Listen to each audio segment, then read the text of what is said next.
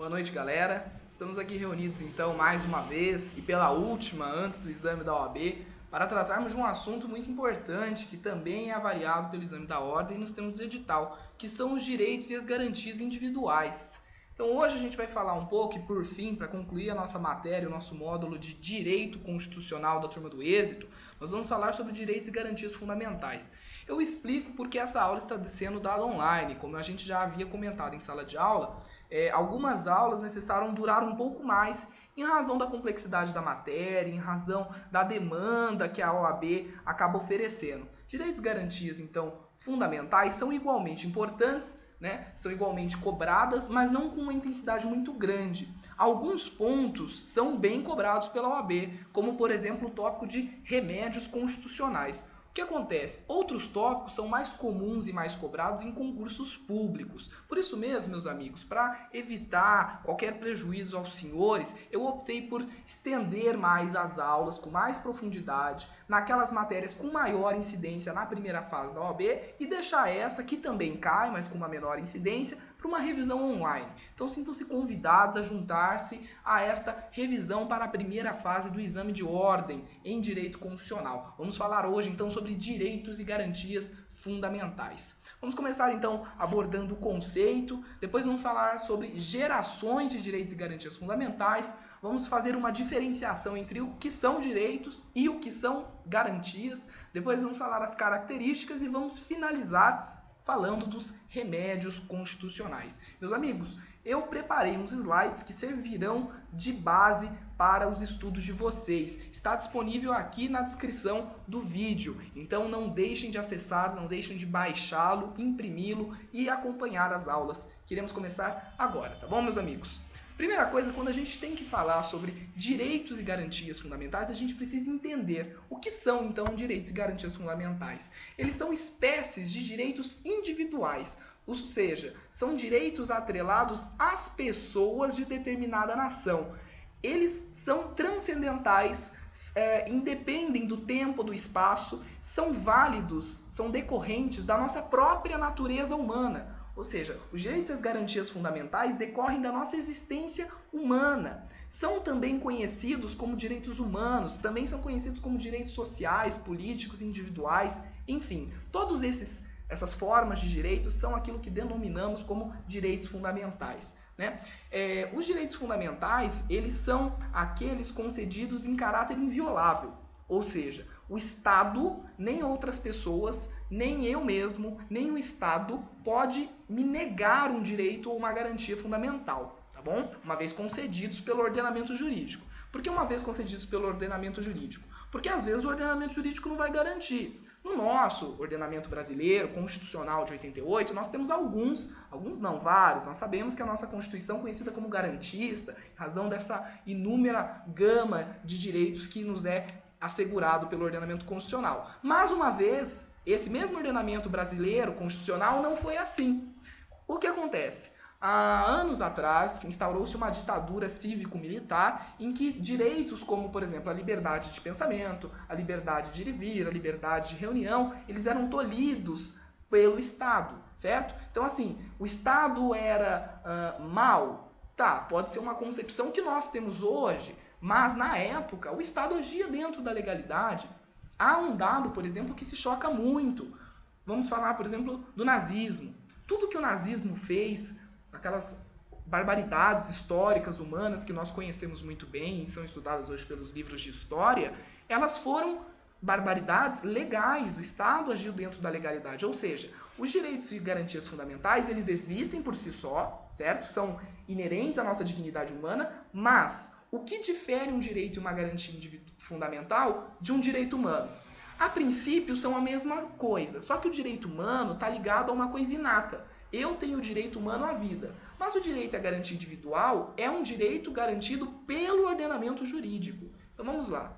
Qual a diferença entre os direitos humanos, por exemplo, e os direitos e as garantias fundamentais? Vejam bem, tratam-se semelhantemente dos mesmos direitos. A diferença é que um está relacionado ao plano inato do ser humano, aquilo que não depende dele, nasce com ele, para ele, está com ele. Direito à vida, todo ser humano tem o direito de ter uma vida, tem o direito de ir e vir, tem o direito de pensar, isso é um direito humano. E o direito a uma garantia individual são esses mesmos direitos positivados pelo ordenamento jurídico. Beleza, galera? Isso é a primeira diferenciação e que é importante, não só para a prova de constitucional, mas como, por exemplo, para a prova de direitos humanos, igualmente cobrada pela FGV nos exames da ordem, tá? Os direitos e as garantias fundamentais, eles são classificados em gerações. Gerações ou dimensões. Essa denominação, geração ou dimensão, vai depender da doutrina que você está estudando, mas é a mesma coisa. Então, os direitos e as garantias individuais são classificados por gerações ou por dimensões. E é uma evolução histórica. Cada dimensão ela vai comportar uma certa gama de direitos. São mais recentes. Uma geração ela é mais recente do que a outra. O que é importante destacar? Uma geração posterior à outra não é excludente entre si. Muito pelo contrário. Quando nós falamos em direitos e garantias fundamentais, elas são complementares. Então, uma geração que vem posteriormente à outra, significa o quê? Ela complementou, acrescentou mais o rol, as variedades de direitos garantidas a determinado povo ao longo do tempo. O que é pacífico na doutrina? Quantas dimensões ou quantas gerações existem de direitos? Minimamente, falamos em 3 dimensões. Primeira, segunda e terceira geração. As doutrinas neoconstitucionalistas mais modernas falam em 5 gerações. Eu vou apresentar para os senhores as 5 gerações. Para quê? Para efeito de conhecimento. 3 gerações são certas, não são certas como são reconhecidas pelo Supremo Tribunal Federal como instituídas, garantidas na nossa Constituição, certo? As outras 2 é a título de curiosidade, nem vou me aprofundar. Tranquilo, pessoal? A primeira geração é conhecida como as gerações das liberdades públicas. Então, a primeira geração, conhecida como direitos relativos às liberdades públicas. Por que a primeira geração, certo? Então, eu falei que as gerações decorrem de um processo histórico. Então, por que as primeiras estão relacionadas às liberdades públicas? Porque elas foram concebidas em períodos pós-monárquicos, como, por exemplo, a Revolução Francesa, em que o Estado ele era uma figura grande, opressora, totalmente concentrada nas mãos de uma só pessoa. Então, assim, os direitos eram absolutamente tolhidos pela decisão soberana do juiz, não, perdão, já estou viajando, pela decisão soberana do rei, certo? Então, o rei olhava para uma pessoa e falava, não gostei de você, vai morrer. Morria. Por quê? O rei era uma figura soberana, representava o Estado e era uma figura opressora.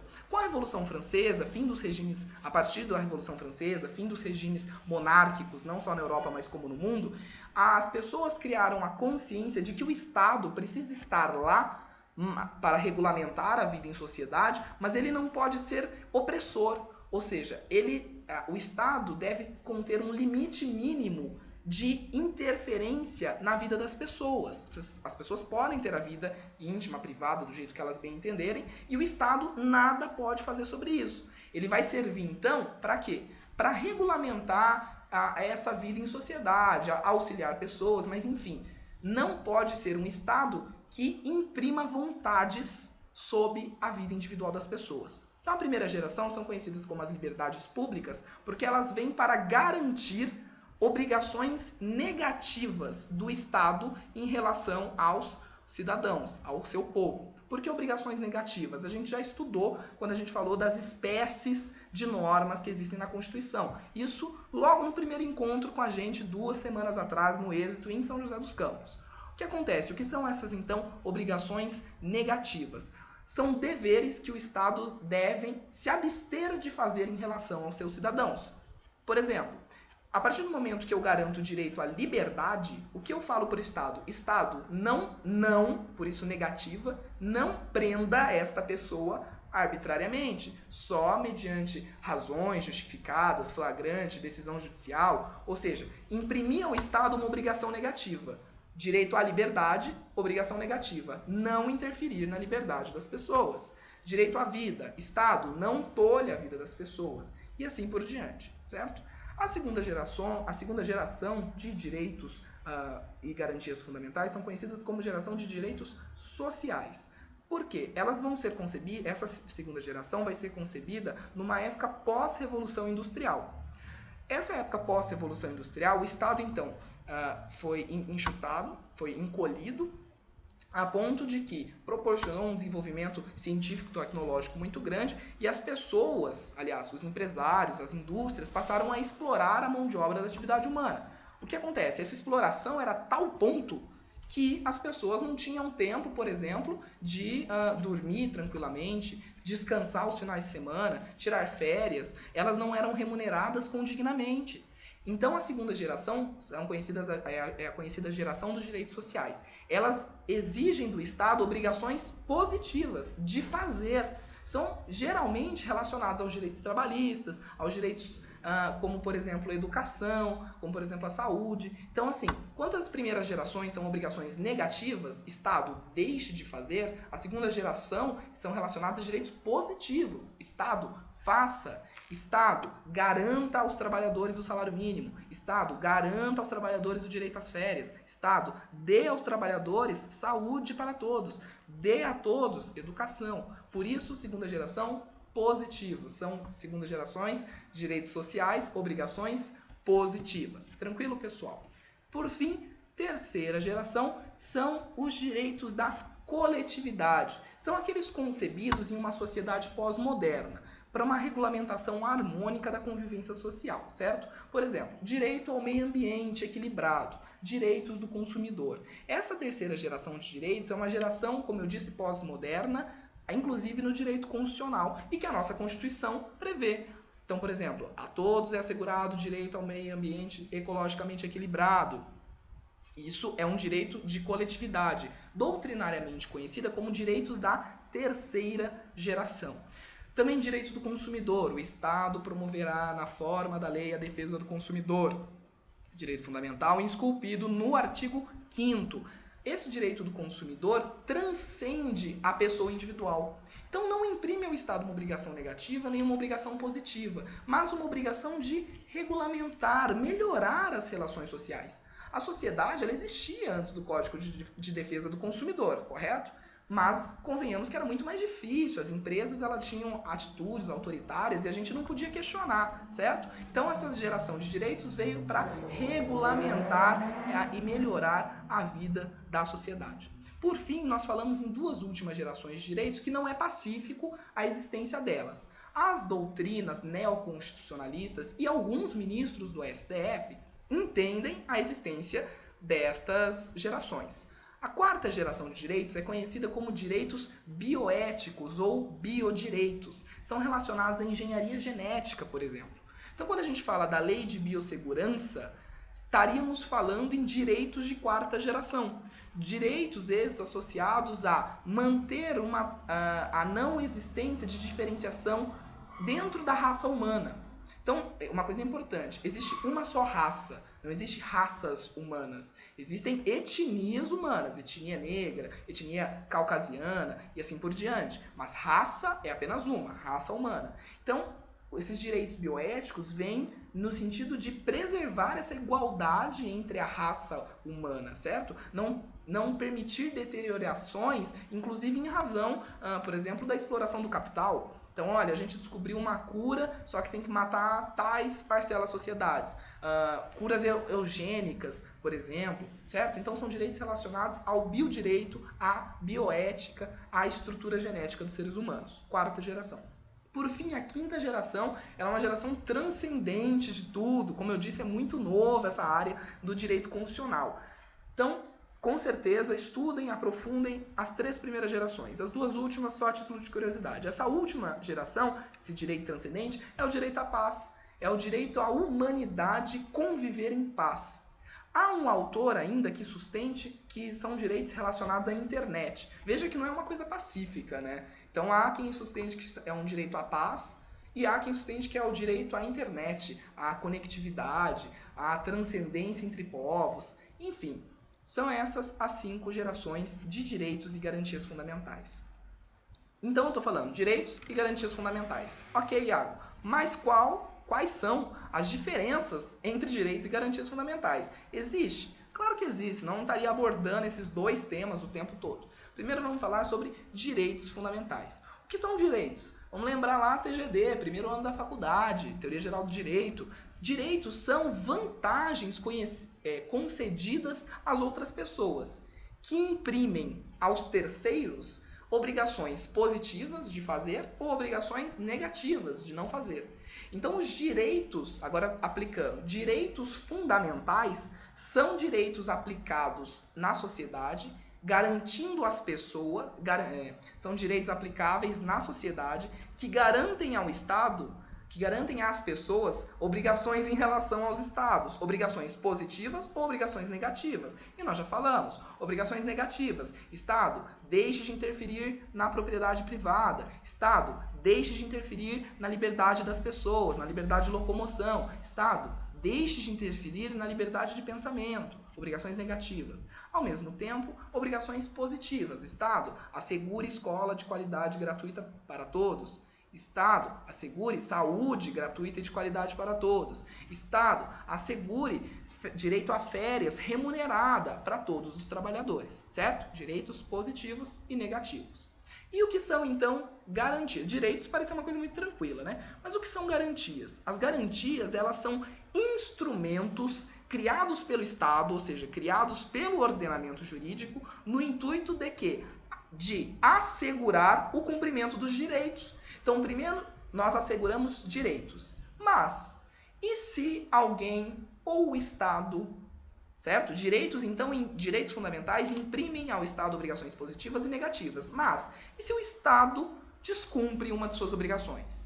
E se ele faz o que ele não deveria? Estado, você tem a obrigação negativa de não interferir na liberdade das pessoas, mas ele interfere.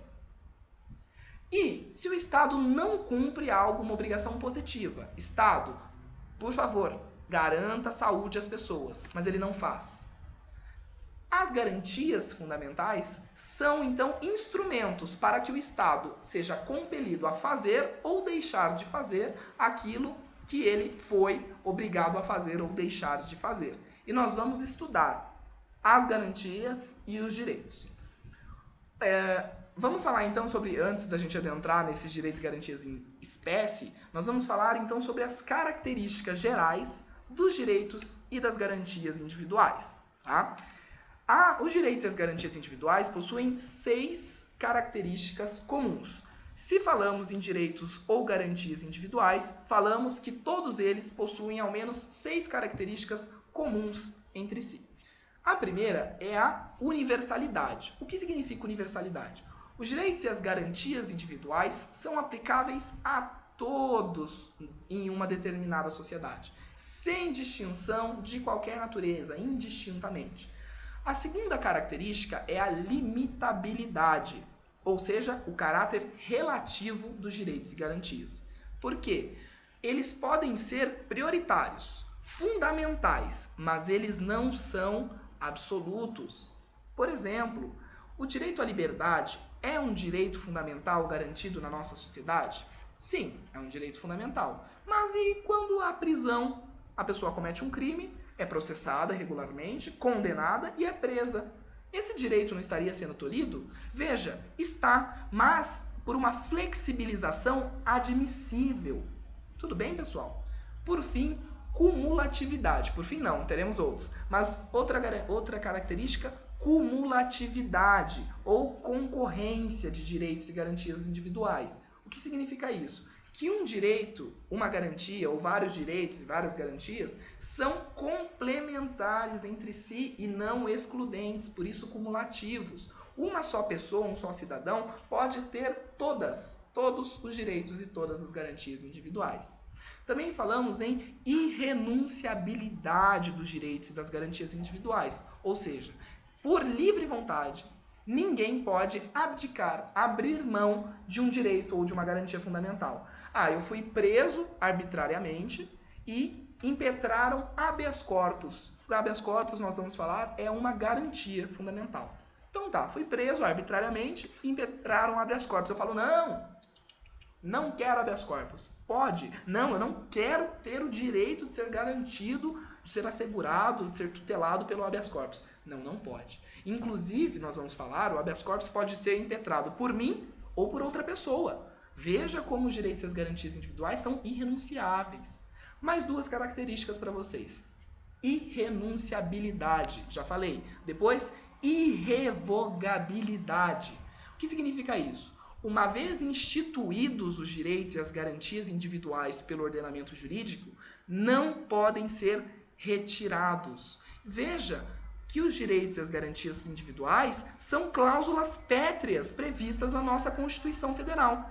A alteração da Constituição Federal é permitida por um processo muito mais rígido, muito mais elaborado, previsto no artigo 60 da Constituição Federal. Mas o parágrafo 4º vai dizer que algumas matérias são insuscetíveis de revogação ou de supressão. Quais matérias? O voto, já falamos em sala, na segunda aula, lembra? Voto direto, secreto, universal e periódico. Depois, a separação dos poderes. Depois, a forma federativa de Estado. E, por fim, os direitos e as garantias individuais são irrevogáveis do nosso ordenamento jurídico. Atenção, só para a gente retomar um pouco de processo legislativo das emendas constitucionais, são irrevogáveis, no sentido de que não podem ser retirados do ordenamento jurídico, nem reduzidas as suas aplicabilidades, mas podem, admite-se sim, então a ampliação desses direitos. Então é possível uma emenda constitucional, vamos supor que caia isso para vocês na OAB, que altere, vamos lá na pergunta, altere o rol de direitos e garantias individuais? Sim, é possível, desde que essa emenda seja para aumentar os direitos e as garantias individuais, não para reduzir, nem para retirar e extirpar. Tranquilo? Por fim, a última característica comum a todos os direitos e garantias individuais é a imprescritibilidade. O que significa imprescritibilidade dos direitos e garantias individuais? Significa que os direitos e as garantias individuais são inerentes à pessoa humana, ou seja, ainda que o titular jamais o exerça, ele nunca perde esse direito. Eu nunca fui preso, tampouco preso arbitrariamente. Nunca exercitei o meu direito, aliás, a minha garantia ao habeas corpus. Pode ser que eu morra amanhã. Nunca exercitei, mas ainda assim, se algum dia eu precisasse, eu poderia exercitar. Certo? Tranquilo? Então vamos só retomar as 6 características. Primeira, universalidade, limitabilidade, cumulatividade, irrenunciabilidade, revogabilidade e imprescritibilidade. Tranquilo, pessoal? Belezinha, belezinha. Deixa eu só tomar uma água, que parece pouco, mas já estou falando há um certo tempo. Vamos lá, pessoal. Vamos falar então de alguns direitos e de algumas garantias individuais em espécie. Direitos, então, são aquilo que imprime, são aquelas garantias que... Opa, ficou estranho, né? Direitos são garantias? Não. Direitos, então, são asseguramentos, são privilégios garantidos aos cidadãos e imprimem ao Estado obrigações positivas ou negativas. Podemos citar algumas como exemplo. Por exemplo, o direito de ir e vir. Todos aqueles listados no rol do artigo 5º são direitos fundamentais. Direitos. Há também no meio dos textos do artigo 5º garantias. Mas vejam, o exame da ordem, desde que passou a ser unificado e feito pela FGV, nunca mais cobrou, por exemplo, que você saiba a letra seca da lei. Quando era outra banca organizadora, que hoje ela continua existindo, mas organizando concursos, ela fazia o quê? Cobrava que você soubesse literalidade de direitos fundamentais. Não vou passar um a um, porque são vários. São minimamente uns 70, 80. Muita coisa.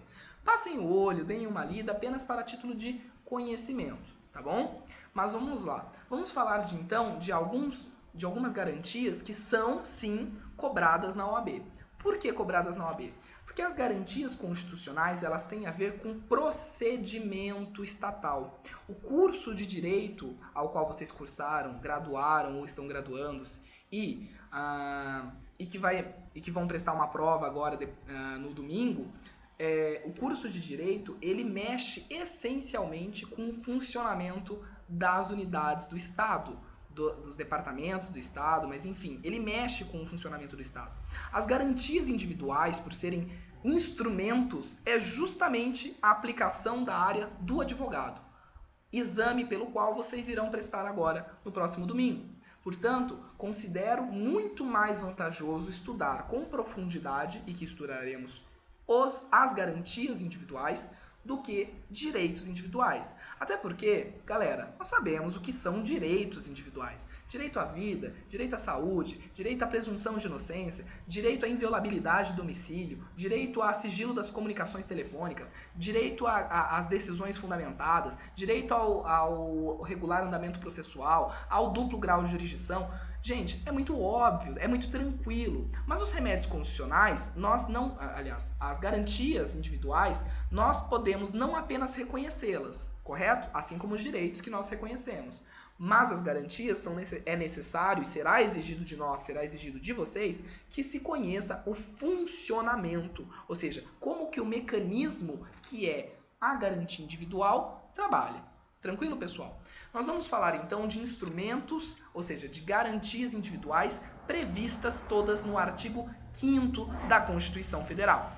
Nós vamos falar de remédios constitucionais. O que são então remédios constitucionais? São instrumentos previstos na Constituição a serviço do povo, com o fim de fazer o quê? Fazer cessar qualquer violação a direitos constitucionalmente assegurados. Tá? Os remédios constitucionais, por sua vez, são classificados de duas formas. Podem ser remédios administrativos ou remédios judiciais. E isso, pela diferenciação, vocês já puderam perceber no que consiste e a razão dessa diferenciação.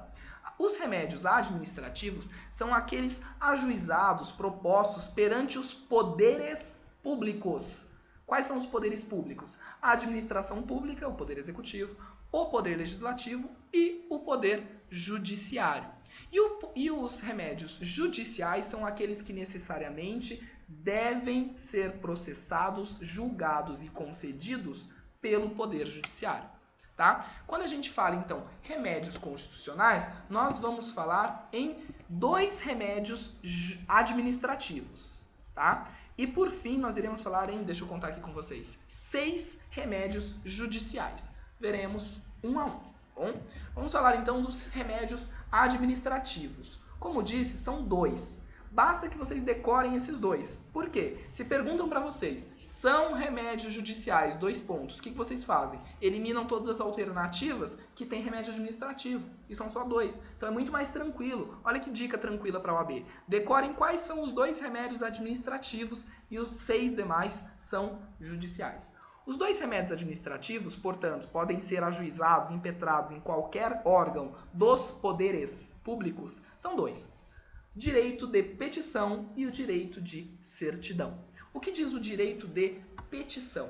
O direito de petição é utilizado para a defesa de seus direitos contra ilegalidades ou contra abuso de poder. Então, o que diz o direito de petição? É assegurado o seu direito de peticionar, de se comunicar junto a um poder público, seja para se defender, seja contra ilegalidades ou abuso de direitos, tá? Então, abuso de direito é quando o Estado faz mais do que deveria, e a ilegalidade é quando o Estado faz além, formas diversas do que deveria, tá? Então, o que são ilegalidades? Atuações estatais à margem da lei. Então, o Estado pode cobrar multa de trânsito? Pode, está na lei. Só que pode te expor publicamente, colocar uma foto sua em todo mural, na porta da sua casa, devedor de multa. Não pode. Então, o Estado está agindo, mas na ilegalidade. Abuso de poder é aquilo que o Estado faz com uma rigidez maior do que o exigido. Então, por exemplo, abuso de poder. Alguém foi condenado a 21 anos de prisão. Passou 22 anos preso. Esse tempo a mais, determinado pelo juiz, ou pelo delegado, ou pelo diretor do presídio, é abuso de poder, certo? O policial militar, quando vai fazer uma abordagem, ele pode abordar? Claro, pode. A polícia militar é instituída para a defesa da segurança pública. Mas o que acontece? Ele pode Ele pode, então, entrar em qualquer casa. Ah, vou ali naquela casa fazer uma abordagem, vou entrar lá dentro. Entrar lá dentro é óbvio que você pode entrar lá dentro, mas vou entrar lá para fazer uma abordagem? Não pode. Há um direito fundamental à inviolabilidade do domicílio.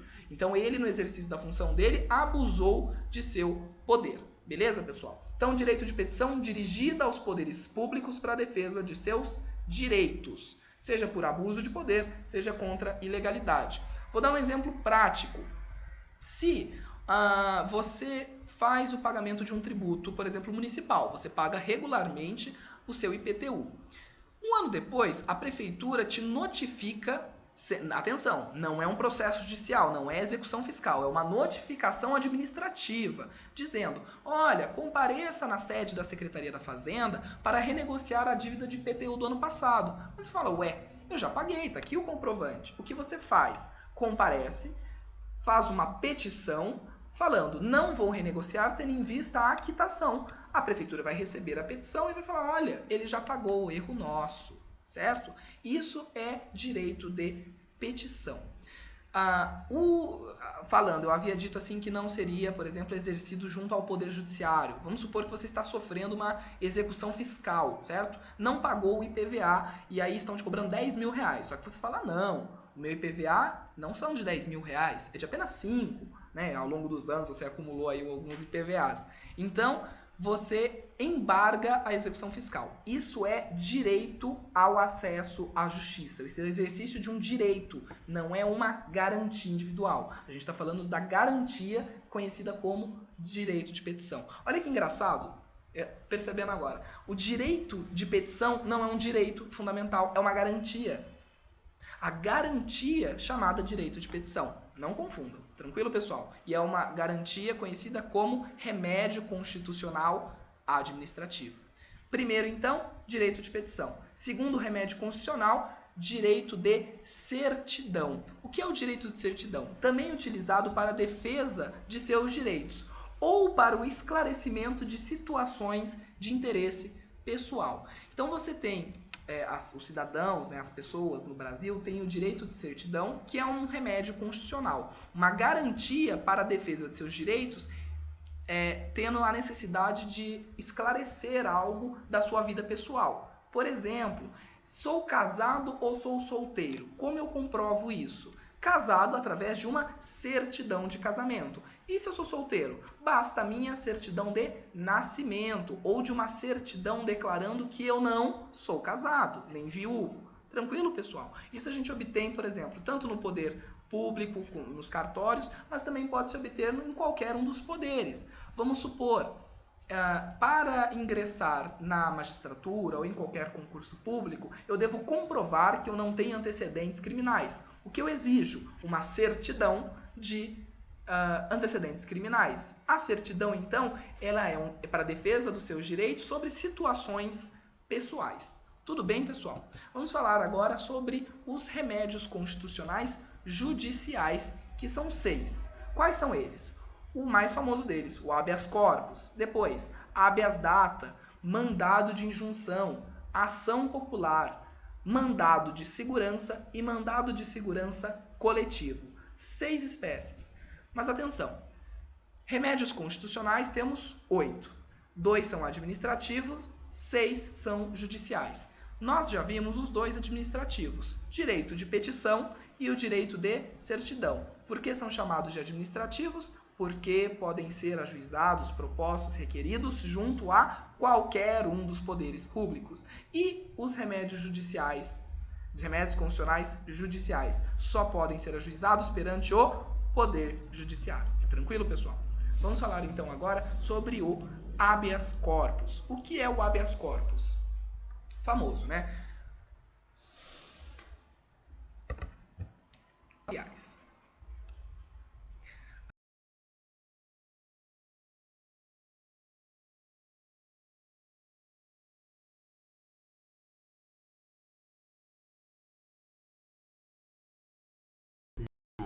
judicial para preservar o seu direito ambulatorial.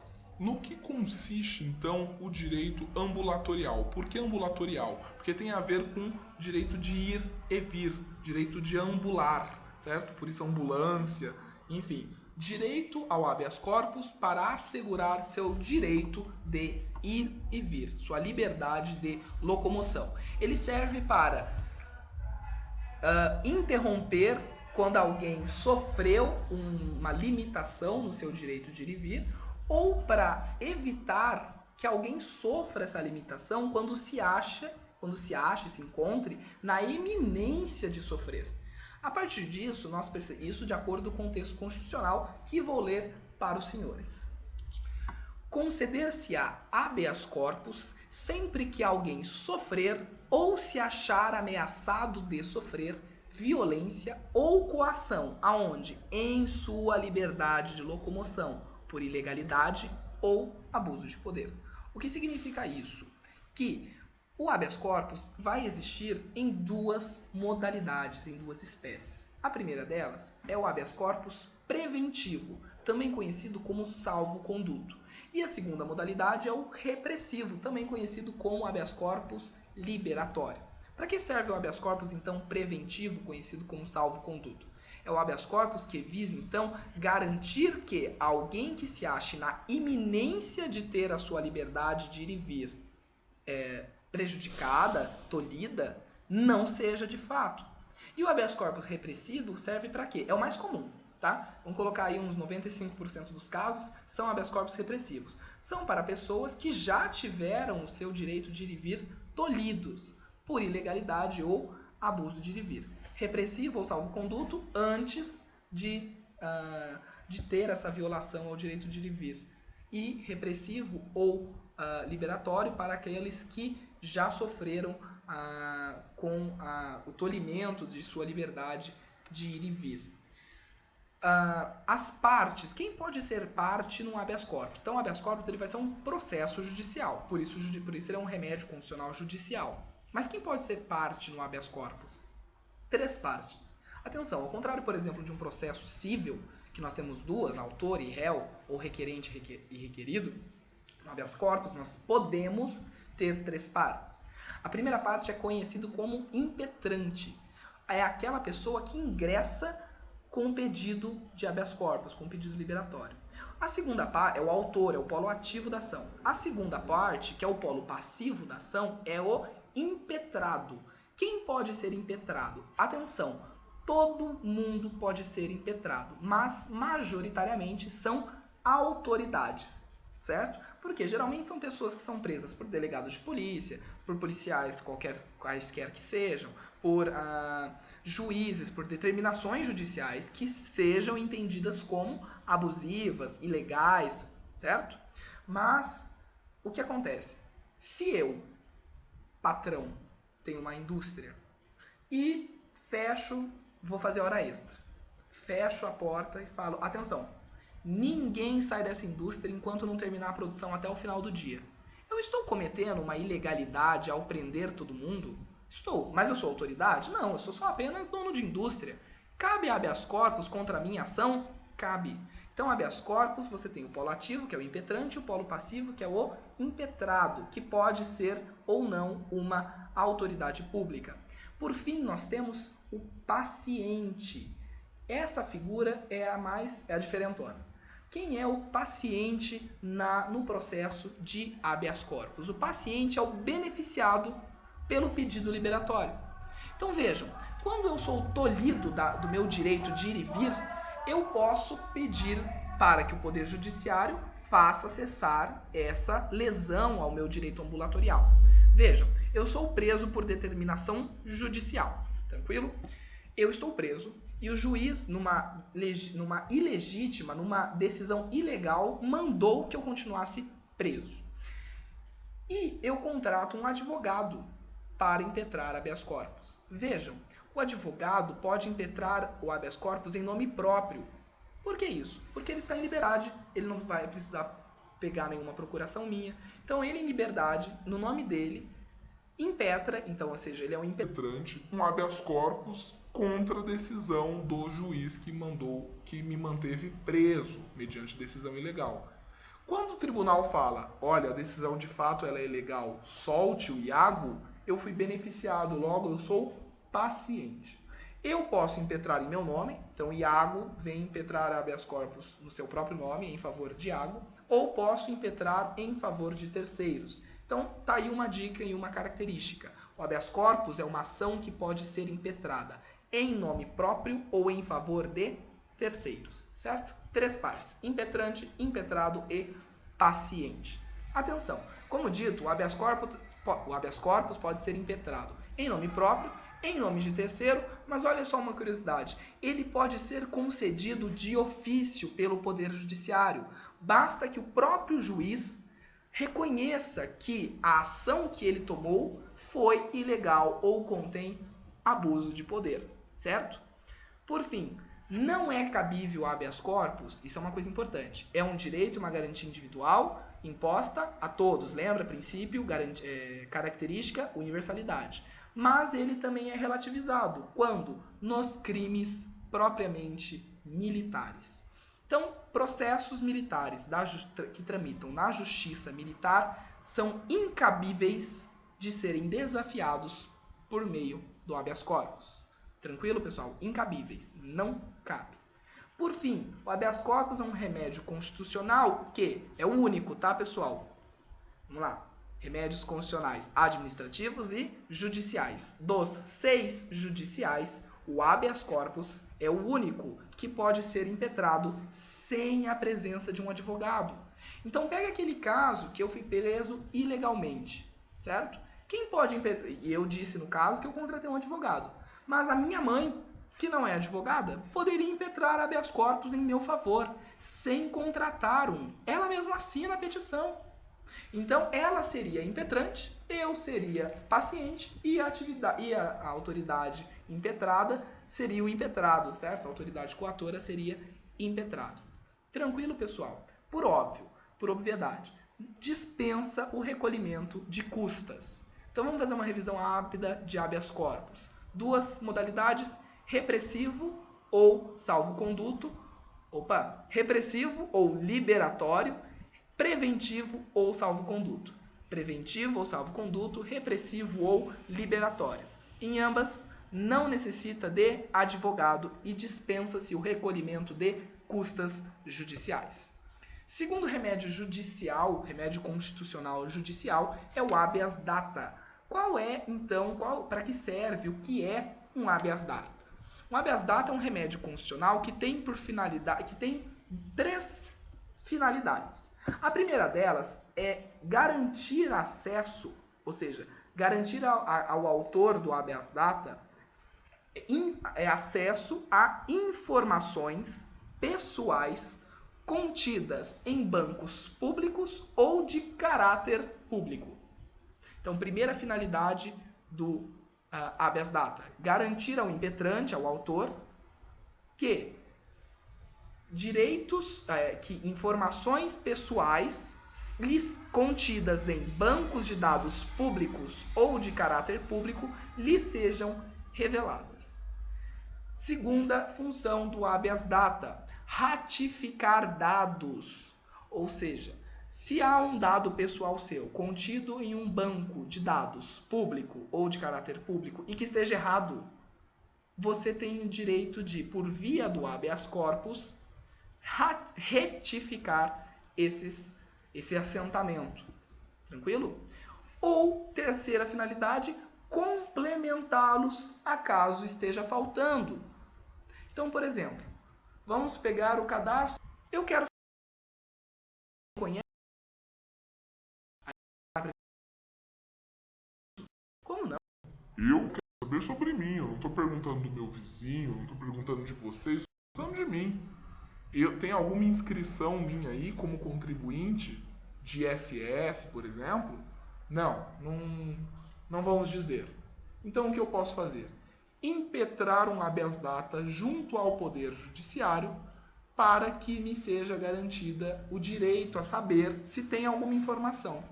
Julgada procedente, eu vou descobrir, tem. A prefeitura daqui me considera como contribuinte de IPTU, por exemplo. Só que quando chega a minha ficha cadastral, o que acontece? Meu nome está com Y, eu me chamo Iago, com I. O que eu posso fazer? Por gentileza, prefeitura, corrija, Não, a gente não pode corrigir. Uma vez que foi lançado, não é inalterável. Então, só um instante. Ingresso mais uma vez, impetro com outro habeas datas para retificar uma informação. Tranquilo, pessoal? Aí eu consulto novamente. Eu também podia ter feito o estudo de uma vez, né? Mas me permitam. Vamos lá, ao exemplo. Pego mais uma vez a ficha, agora tá lá, Iago com I. Sou contribuinte de PTU da prefeitura aqui onde eu resido. Nome da mãe, não tem.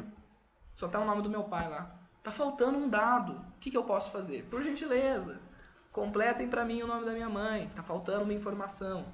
Não iremos. Impetra habeas data para complementar informações. Tranquilo, pessoal? 3 finalidades do habeas data. Conhecer informações pessoais contidas em bancos públicos ou de caráter públicos, bancos de dados, tá? Bancos públicos, a Caixa Econômica Federal é um banco público, tá? Mas não é para isso que eu estou impetrando o habeas datas, é um banco de dados, certo? Então, conhecer informações pessoais contidas em bancos de dados públicos ou de caráter público, retificar informações, essas mesmas, pessoais contidas em bancos públicos ou de caráter público, e, por fim, complementá-las, complementar tais informações. No habeas data, e aqui eu vou fazer uma diferenciação do habeas corpus, o habeas data cabe ser impetrante, pessoa física ou jurídica. Então, eu, Iago, quero conhecer da prefeitura se sou inscrito como contribuinte. Não me dão a informação, impetro habeas data. E a minha empresa, a pessoa jurídica da qual sou titular, também quero ter conhecimento se é considerada contribuinte aqui. Não me dão acesso à informação? Cabe impetração de habeas data em favor da empresa, da pessoa jurídica. O que se difere, atenção pessoal, do habeas corpus? Habeas corpus só serve para tutelar o direito de ir e vir. Empresa tem direito de ir e vir, pessoal? Claro que não. Evidente que também incabível habeas corpus em favor de pessoas jurídicas. Aliás, incabível habeas corpus para todos que não sejam pessoas naturais. Há alguns casos famosos na jurisprudência, e aconselho vocês a olharem a título de curiosidade depois, impetrados em favor, por exemplo, de símios, macacos. Então, determinado zoológico tem um macaco preso, deveria ter sido transferido para outro zoológico. Impetraram habeas corpus em favor do macaco. Juro para vocês. Mais de um caso. Não só de macacos, mas às vezes até de cachorros. Impetraram habeas corpus outro dia, e eu vi aqui na Justiça de São Paulo, para liberar um carro. Carro tem direito de ir e vir? Meu Deus. Enfim, habeas corpus só para pessoas naturais. Habeas data para pessoas físicas ou jurídicas. Diferenciação, outra diferenciação, necessário, obrigatório, assistência judicial por advogado. Habeas corpus qualquer um impetra, sendo advogado ou não. Habeas data apenas advogado impetra. E também, pelo habeas data, não precisa recolher custas judiciais. Tranquilo, pessoal? Outro remédio constitucional na modalidade judicial, mandado de injunção. Vamos ler para vocês qual é o objetivo do mandado de injunção. Atuar na inércia do poder legislativo em casos em que a falta de norma regulamentadora torne inviável o exercício dos direitos e das liberdades constitucionais e das prerrogativas inerentes à nacionalidade, soberania e cidadania. O que significa isso, pessoal? Há uma norma constitucional de caráter de eficácia limitada, que me garante um direito à nacionalidade, cidadania ou soberania. Mesmo que se ela é de eficácia limitada, o que diz isso? Que depende de uma lei, ou seja, de atividade do Poder Legislativo, uma lei, um ato normativo infraconstitucional, para regulamentar a aplicação desse direito. Nós já estudamos, na primeira ou na segunda aula, a classificação da eficácia das normas constitucionais. Plena, contida e limitada. Se ela é limitada, significa que necessita, então, de uma norma infraconstitucional para regulamentar a aplicação dela. E se não há? E se eu tenho direito assegurado pela Constituição Federal através de uma norma de eficácia limitada e não há uma lei que me regulamente o acesso a tal direito? É cabível a impetração de mandado de injunção para que o Poder Judiciário supra essa lacuna. Tranquilo, pessoal? Atenção, só pode ser utilizada para lacunas constitucionais. Então, a Constituição me prevê um direito e depende de lei para regulamentá-la e não há. Impetra o mandado de injunção para que o judiciário diga o que fazer nessa situação de ausência de lei, certo? Não cabe mandado de injunção contra leis, lacunas de leis pendentes de regulamentação. Por exemplo, há uma lei que te garanta alguns direitos. Dependeria, por exemplo, de um decreto do Poder Executivo para regulamentar a aplicação dessa lei. Não havendo decreto do Poder Executivo, não cabe mandado de injunção, apenas para regulamentar lacunas de normas constitucionais. Tranquilo, pessoal? Depende da representação por advogado, tá? Ao diferente do habeas corpus, e não estão, aliás, as pessoas que impetram o mandado de injunção não estão dispensadas do recolhimento de custas judiciais. Precisa pagar. Só até então vimos, porque vai ter mais um. Até então vimos que apenas o habeas corpus e o habeas data não precisa de recolher custas judiciais. Mandado de injunção precisa. Tranquilo, pessoal, com mandado de injunção? Vamos falar então sobre ação popular. A ação popular também é um remédio constitucional e serve e é previsto para quê? Para que todo cidadão possa fazer a proteção do patrimônio público ou do Estado.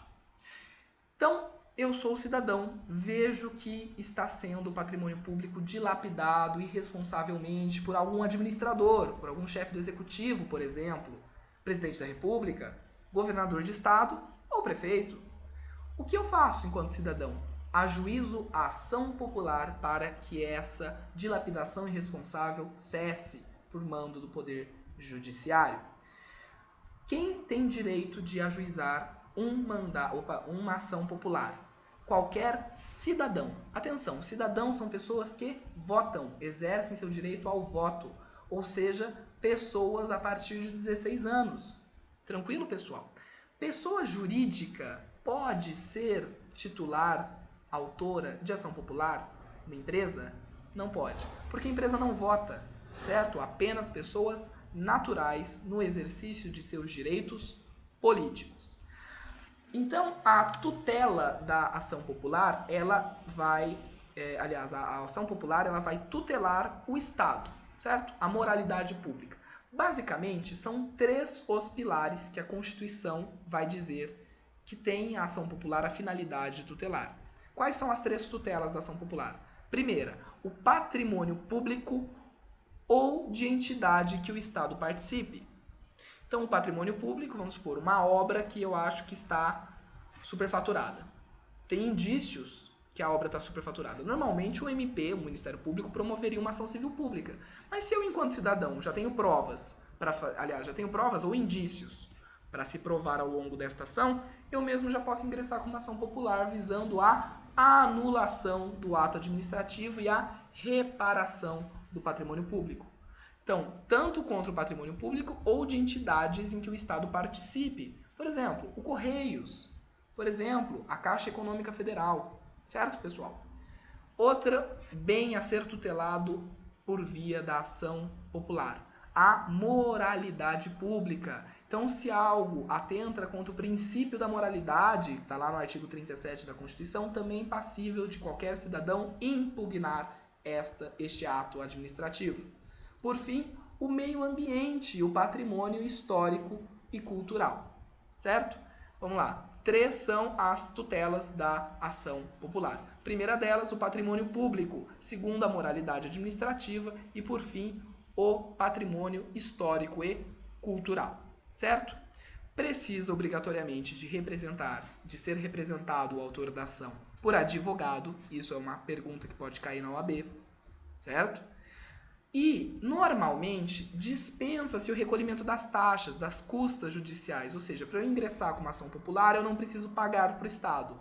Há exceções? Há. Quando? Reconhecidamente, eu, autor, utilizar da ação popular como instrumento de má-fé, como, aliás, eu me utilizar desse instrumento processual de má-fé, certo? Para fazer perseguição política, por exemplo. Essa perseguição política, eu não gosto de tal pessoa e fico ajuizando uma ação popular atrás da outra. Estou usando de má-fé. Tranquilo, pessoal? Outra coisa, ação popular admite desistência? A regra é que, por ser em razão do interesse público, que você vai tutelar, então, o patrimônio público, a moralidade pública e o meio ambiente ou o patrimônio histórico e cultural, não admite desistência. Mas admite que o autor originário saia da ação. E quem assuma o polo ativo? O Ministério Público. Também incumbido, como nós já estudamos na aula de quarta-feira, de preservar, tutelar o Estado. Tranquilo, pessoal, quanto à ação popular? Vamos falar agora dos dois últimos remédios constitucionais, que são o mandado de segurança individual e o mandado de segurança coletivo. O mandado de segurança, enquanto espécie genérica, é um remédio constitucional que visa resguardar direito líquido e certo contra abuso de poder ou ilegalidade, desde que não tutelados por habeas corpus e habeas data. Ou seja, o mandado de segurança é um remédio constitucional de caráter subsidiário.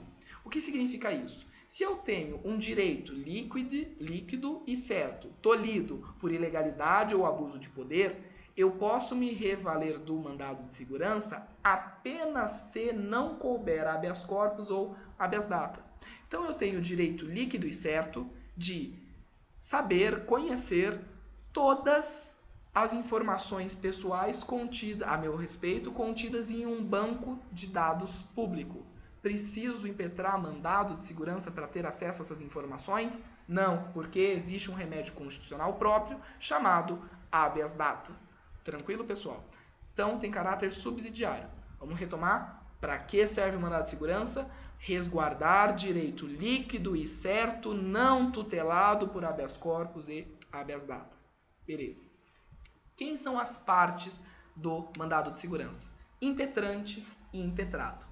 Impetrado necessariamente será uma autoridade pública ou quem lhe faça as vezes. O que significa isso? Pode ser, como de fato é, na maioria das vezes, o impetrado, a autoridade coatora, uma autoridade pública. Mas pode ser alguém que haja em seu lugar. Um exemplo, reitor de universidade privada. As universidades são serviços públicos exercidos por delegação do poder público.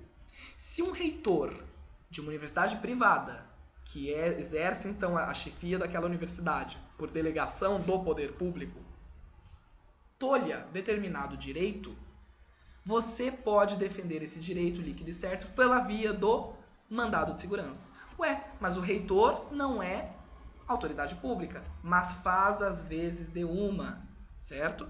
Ou, por exemplo, contra o prefeito, contra um secretário e assim por diante. Tranquilo, pessoal? Então, quem é a autoridade coator, o impetrado, uma autoridade pública ou quem lhe faça às vezes. E o autor é impetrante. Atenção, pessoa física ou jurídica também pode ser autor de mandado de segurança. Então, às vezes, eu tenho uma determinada empresa que tem o direito líquido e certo de explorar determinada atividade, determinada área econômica, uma atividade econômica aqui na cidade. Vamos supor que o prefeito manda fechar, por ato unilateral. Espere, eu tenho direito constitucional, líquido e certo de exercer esta atividade comercial, essa atividade econômica. Estou dentro preencho todos os requisitos da lei. Estou com alvará em dia, fiscalização, pago os meus impostos, mas o prefeito mandou fechar. Eu não tenho o meu direito líquido e certo de explorar atividades comerciais, atividades empresariais. Então eu faço o quê? Impetro habeas corpus, aliás, a empresa impetra habeas corpus em desfavor do prefeito. Tudo bem, pessoal? Pessoas físicas ou jurídicas podem ser, sim, autoras de mandado de segurança. É necessário estar acompanhado por advogado, tá? Diferentemente do habeas corpus, que, como eu falei, é o único remédio processual, é o único remédio constitucional judicial que pode ser impetrado sem advogado. E, além de necessitar de advogado, necessito recolher custas judiciais. Por fim, uma diferenciação do mandado de segurança é que não cabe condenação em custas e honorários advocatícios. A súmula, salvo engano, 512 do STF, súmula 512, vai dizer o quê? Não cabe condenação em custas e honorários judiciais nos mandados de segurança, certo? Tranquilo, pessoal? Esse é o mandado de segurança individual, porque iremos falar agora do mandado de segurança coletivo. Quem pode impetrar mandado de segurança individual? Pessoa física ou jurídica, tranquilo? E o mandado de segurança coletivo é a coletividade de pessoas físicas ou jurídicas? Então, por exemplo, eu e a minha esposa, nós temos o direito líquido e certo de viajar, estamos sendo impedidos. Se estamos sendo impedidos de nos locomovermos, não é mandado de segurança, certo? É habeas corpus. Mandado de segurança, caráter subsidiário, beleza? Mas vamos supor que eu e minha esposa estamos com determinado direito líquido e certo sendo tolhido. Impetramos mandado de segurança. É considerado mandado de segurança coletivo? Não. Mandado de segurança coletivo não tem a ver com a quantidade de pessoas no polo ativo ou no polo passivo. Tem a ver com quem, a figura que impetra. No mandado de segurança coletivo, será necessariamente uma pessoa jurídica que será a autora. E essa pessoa jurídica, ela representa uma coletividade. 2 exemplos de 2 legitimados para impetrar mandado de segurança coletivo.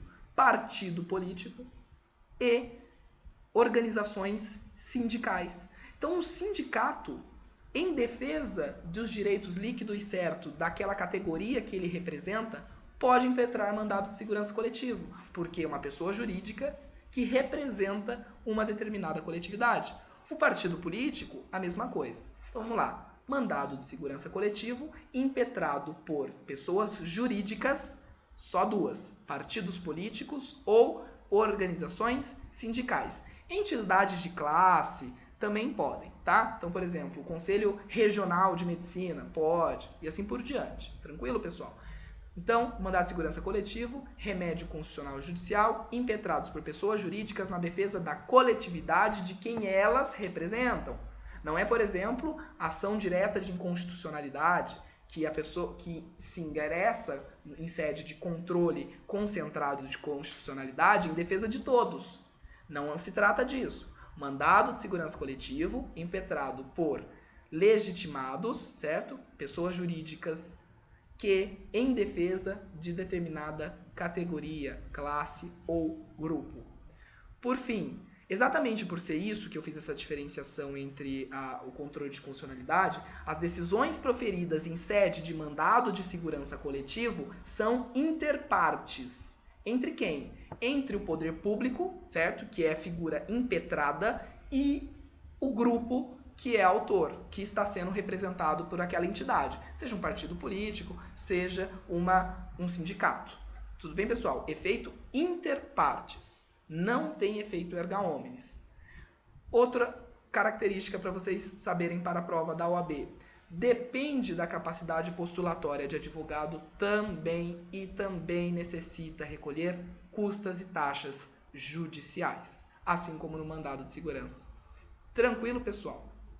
Bom, vou encerrando por aqui então essa nossa revisão de direitos e garantias fundamentais. Como prometido para vocês, o material desta aula se encontra no link aqui debaixo do vídeo. Pessoal, desejo a cada um e a cada uma boa prova no domingo. Sintam-se tranquilos para fazer ela. Nós estudamos, nos dedicamos juntos e juntos nós vamos vencer essa prova.